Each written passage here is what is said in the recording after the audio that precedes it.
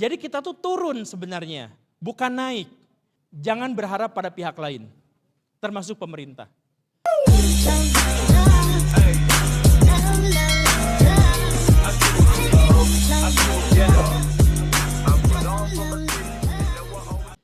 Yuk langsung. Oke, sebelumnya izin Pak Gembul. Yuk.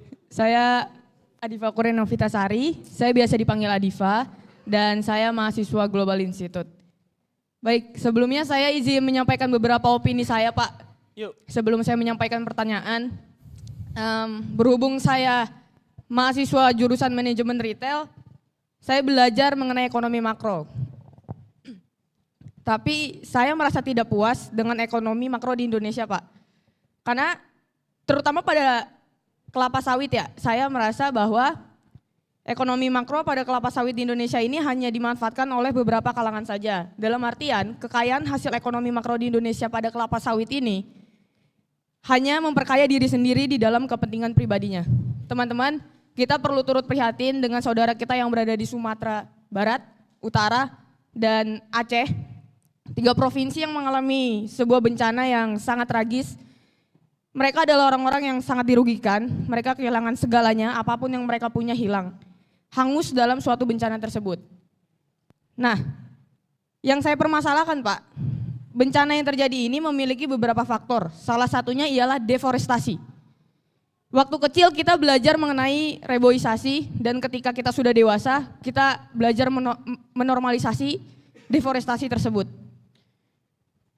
Menurut Bapak, pertanyaan saya bagaimana solusi Gen Z untuk dapat mengambil sebuah tindakan dan keputusan mengenai ekonomi makro di Indonesia?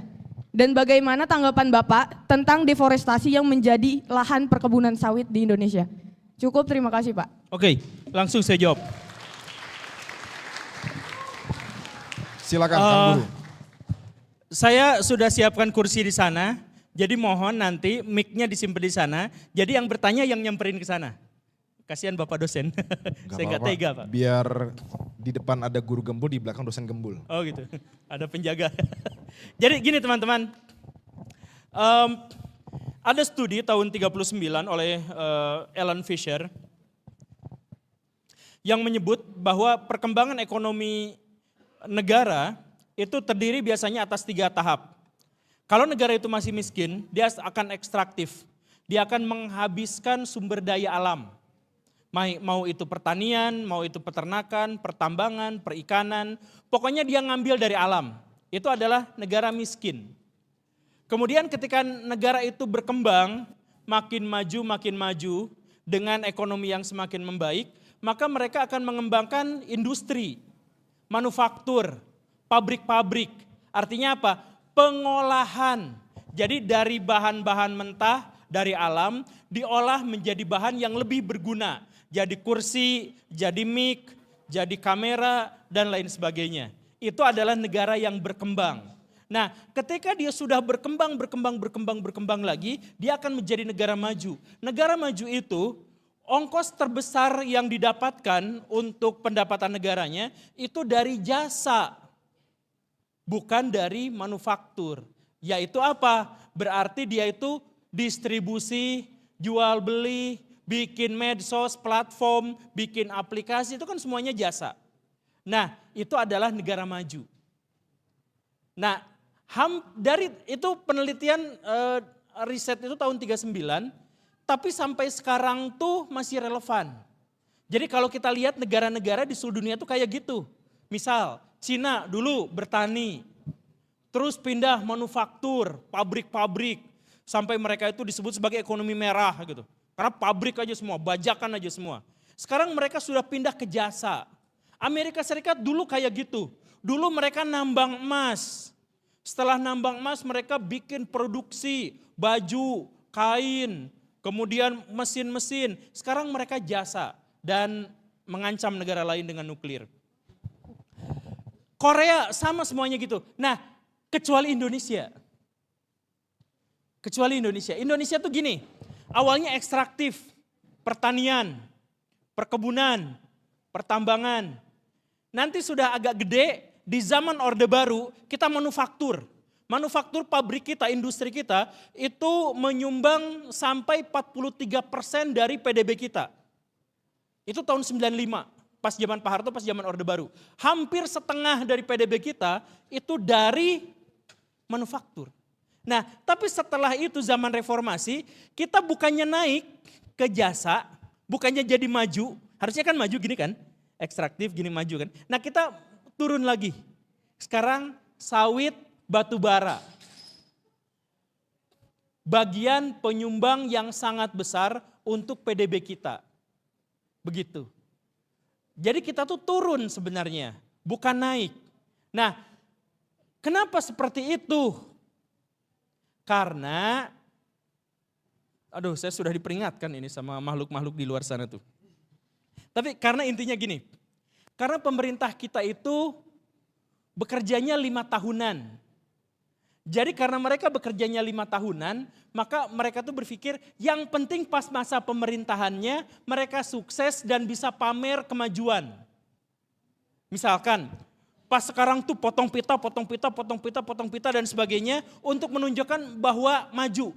Gak peduli bahwa itu nanti hutangnya tuh gede karena hutang dibayar oleh generasi sesudahnya.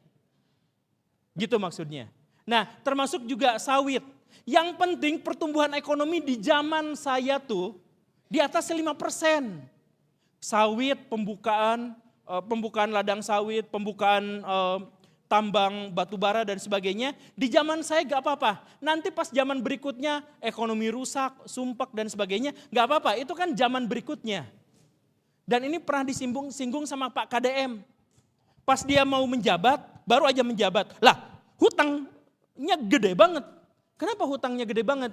Karena orientasi dari pemimpin-pemimpin sebelumnya adalah yang penting di zamannya dapat penghargaan banyak, yang penting di zamannya tuh dapat kemajuan besar, nanti zaman berikutnya turun gak apa-apa, karena itu bukan zamannya lagi. Karena pemerintahannya hanya 5 tahun, atau setidak-tidaknya 10 tahun. Nah itu masalahnya. Jadi kita tuh mau naik dulu tuh. Nah dari manufaktur kenapa kita misalnya, kenapa kita dari ekstraktif ke manufaktur kita bisa. Karena itu butuh waktu yang panjang dan pada waktu itu pemimpin kita memang berkuasanya panjang. Jadi bisa.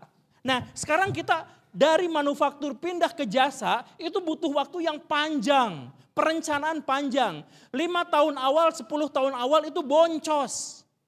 Karena itu gak ada yang berani, pemimpin yang berani, wah pas zaman saya boncos gak apa-apa, yang penting nanti maju. Gak ada yang berani kayak gitu. Maunya di zaman dirinya penghasilan negara gede biar mereka dapat legacy. Gitu. Jadi kenapa sawit yang dipakai? Karena sawit itu praktis. Cukup bakar hutan, setelah rata lalu ditanami tanaman itu. Itu nanam itu jauh lebih mudah daripada kita investasi bikin mobil hidrogen yang 20 tahun. Itu jauh lebih praktis daripada nanoteknologi yang dari tahun 01 sampai tahun 1901 sampai sekarang idenya dulu, sekarang baru dikembangkan, itu prosesnya 1 abad. Nah daripada gitu mendingan yang sesuai dengan keinginan kepemimpinan yang hanya bisa bertahan 5 tahun. Itulah alasan kenapa kita balik lagi ke sawit. Biar ekonomi kita tetap stabil, tidak ada pergolakan, tapi nanti pergolakannya di masa depan. Jadi maksudnya pemimpin yang ada sekarang itu di masa depan tuh udah meninggal. Di tahun 2045 itu mereka tuh kemungkinan besar udah meninggal. Yang hidup di tahun 2045 tuh kalian. Kalian ini, jadi kalau nanti Indonesia madesu, hancur, iklim udah rusak, kemudian udara sudah pengap banget, di dalam ruangan pun sudah panas menyengat, di luar apalagi, susah hidup, susah air. Ini Tangerang 5 tahun dari sekarang susah air. Tapi kan pemerintah yang sekarang gak peduli, yang penting pemerintahannya di zaman sekarang tuh baik-baik saja. Nah itu. Nah jadi solusinya gimana? Tadi kan bertanyanya soal solusi. Solusinya gimana? Solusinya adalah kita hanya lebih, gini nih. Solusinya jangan berharap pada pihak lain, termasuk pemerintah. Pemerintah silahkan laksanakan sesuai dengan keinginan mereka, tapi harapan keinginan kita itu wujudkan dengan kita sendiri. Gak usah ke orang lain. Satu hal yang niscaya membuat kita kecewa adalah menggantungkan harapan kita pada orang lain. Kita berharap pada pacar, ya besok putus juga udah beres gitu. Jadi jangan pernah berharap pada pihak lain. Satu-satunya yang bisa kita atur adalah diri kita sendiri. Jadi kalau mau memperbaiki, yuk berjuang. Siapa di sini yang mau jadi politikus? Silahkan. Yang mau jadi pejabat? Silahkan. Yang mau jadi presiden? Silahkan. Yang mau jadi menteri investasi? Menggantikan? Itu silahkan. Semuanya silahkan. Nah jadi jangan nanya pemerintah itu kayak gimana. Emang udah dari sananya begitu. Mereka harus menyesuaikan dengan kepentingan politik mereka. Sekarang kitalah yang berjuang. Oke? Jadi gak ada yang mudah, semuanya ribet termasuk dalam mengembangkan ekonomi Indonesia di masa depan. Bukan untuk kita tapi untuk semua orang. Jadi buat teman-teman yang ada di sini, saya minta berjuanglah habis-habisan. Karena ketika nanti 2045 Indonesia maju, kalian yang menikmati. Tapi 2045 Indonesia hancur, itu kalian juga yang merasakan. Bukan pejabat yang sekarang. Jadi berjuanglah demi masa depan kalian. Terima kasih. Oke. Baik, gimana? Sudah terjawab? Clear?